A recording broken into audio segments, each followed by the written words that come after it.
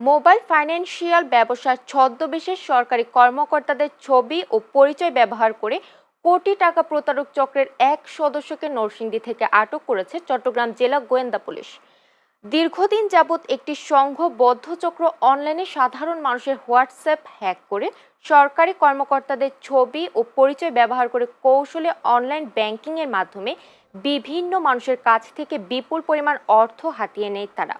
অভিযানে মঙ্গলবার রাতে নরসিংদী জেলার সদর থানার ঘোড়াদিয়া নামক স্থান থেকে শরীফুল ইসলামকে আটক করা হয়। সে নরসিংদীর ঘোড়াদিয়ার সাখাওয়াত হোসেনের ছেলে।